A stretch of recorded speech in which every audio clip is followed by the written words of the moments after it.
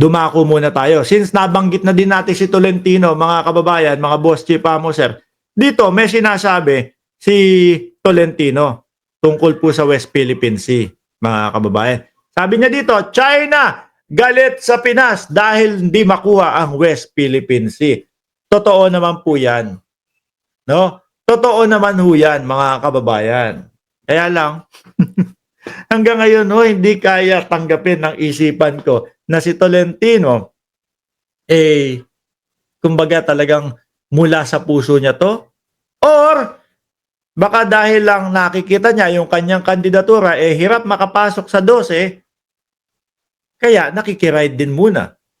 No? Dahil ako, tingin ko talaga dito kay Tolentino, kapag katapos ng eleksyon at makuha ang pagkakapanalo, ang nakikita ko dyan, mga kababayan, ay babalik din po yan sa pagiging DDS. No? Basahin ko ha. China galit sa Pinas dahil di makuha ang West Philippine Sea, sabi ni Senator Tolentino. Itong nangyayari pong ito is an outrageous behavior by China. It is a violation of every international norms. Totoo naman ho yan, mga kababayan. No? Nakita nyo ang ginagawa ng China. Binabangga yung ating mga barko, wina-water cannon tayo ng ating barko, no? Tapos pag napansin ho yan ng mga katabi nating bansa, pag napansin ho yan international ng mga ibang bansa, mga bossing, ano ang gagawin ng China? Magpapaawa ho. At ang sasabihin ho, mga boss chief sir, is tayo ang nangunguna. Tayo ang nagsisimula nung mga ganung hakbangin. Kaya tayo ay wina-water cannon nila. Ngayon, kung papansinin niyo ho, yung si Lopez, no? Mark din ang pangalan nun, si Lopez. Bugok yun Napagalitan, di ba, sa Senado? Bakit? Sinasabi niya, sumasagot. Di ba? Akala niya tama yung sinasabi niya. Sumasagot. Mr. Chair, tayo din po nagwa-water cannon. Nag-init ang ulo ng mga senador, ng mga congressman, mga kababayan. Bakit to? Kasi wala namang ganung pangyayari. Ngayon, pag narinig nung ating mga karatig bayan, karatig bansa, at nung mga nasa labas ng bansa natin, mga ibang lahi, tingnan mo yung Pilipino na yan, Ang sinasabi pala, nagwa-water cannon din sila.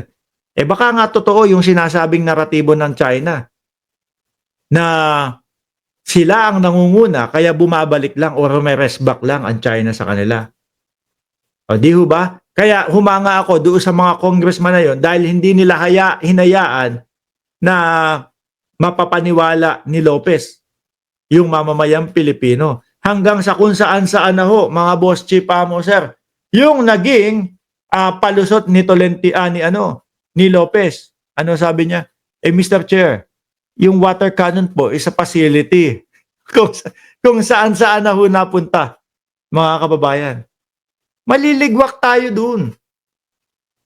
Di ba? Maliligwak tayo dun, mga bossing. Kasi hirap na hirap ang China na makuha ang West Philippine Sea sa pamumuno po ni Pangulong Bongbong Marcos. Kaya nga ano ang ginagawa nila ngayon? Eto. Tingnan niyo ho yung ginagawa nila, mga kababayan. Ipe-play ko tong isang video na to. Eto, i-play natin. Umano ng China sa ating nakikialam po sa eleksyon ng Pilipinas ang China. Bakit to? Ang plano ho niyang mga yan, mga kababayan, is guluhin ang ating bayan. No? Guluhin ang ating bayan. Pag magulo po tayo po ang magkakaaway, mga boss chief sir, ay nako, napakahina po ng bansa natin. Mismong mga kapwa natin Pilipino aatakihin yung gobyerno natin. Which is, yan nga po ang nakikita natin. Diba?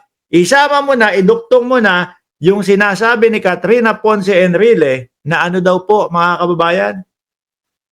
Ang sabi ni Katrina Ponce Enrile, merong pondo na nanggagaling sa China at iniaabot o binibigay doon sa mga vlogger para atakihin ang ating gobyerno.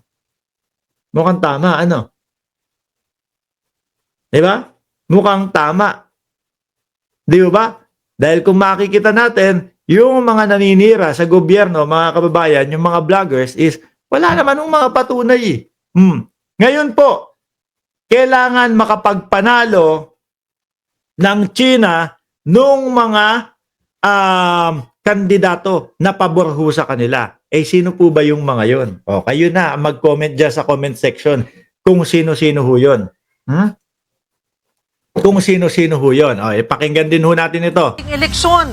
Bistado rin ang modus ng Chinese Embassy na nangongontrata raw ng troll farms. Nasa frontline ng Biruin mo yan, no? Chinese Embassy umaabot sa punto na sila yung mangungontrata ng troll farms.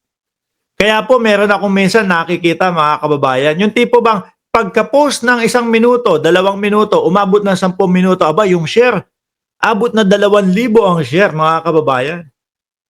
Di ba? Ang dami na nagko-komento at nag-share kapag ka maganda yung mga ginagawa ng mga pro-China na mga pro-China, na mga kandidato. Share agad yan, ipapakita nila, ganito, ganyan. Pero kung titingnan nyo ho, physical, mga kababayan, yung mga pagpapatawag ng dating Pangulong Duterte, mag-EDSA tayo, pumunta kayo, isog ka ba, ganito. Wala naman nung pumupunta. O unti lang ho. Kagaya nung EDSA nila. Sino lang ang pumunta? Si Morales lang, kalbo pa. Diba? Hawak dito, nasa ng 20 pesos na bigas. Hawak dito sa kabila, bangag si Marcos. Oh. Magsasawa talaga kasi yung sambayan ng Pilipino na makisama sa kanila. Pagpaulit-ulit ho na ganun lang, no? Mahihiyang sumama sa kanila kapag ka puro paninira lang ang gagawin nila. Ganun ho yun, mga kababayan. Di ba, umpisa niyan, may nakukumbinsi pa sila eh. May naisasama pa sila eh.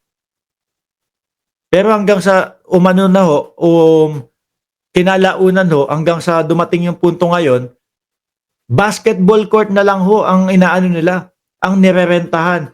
Hindi pa mapuno, mga bossing. O unti pa ang pumupunta doon. O, di ba? balitang yan, si Mayan Los Baños. Hindi lang daw sa West Philippine Sea nang hihimasok ngayon ang China. Sa pagdinig ng Senate Special Committee on Philippine Maritime and Admiralty Zones, ibinunyag ng National Security Council o NSC na tila nakikialam daw ang Beijing sa 2025 midterm election. O, biruin nyo po yan, mga kababayan. Nakikialam pati sa eleksyon na po. At hindi lang po sa eleksyon natin, mga bossing. Ano po yung mga inahadlangan nila? Yung depensa ng Pilipinas. Mga kababayan. Di ba, kuda sila ng kuda. Yung China,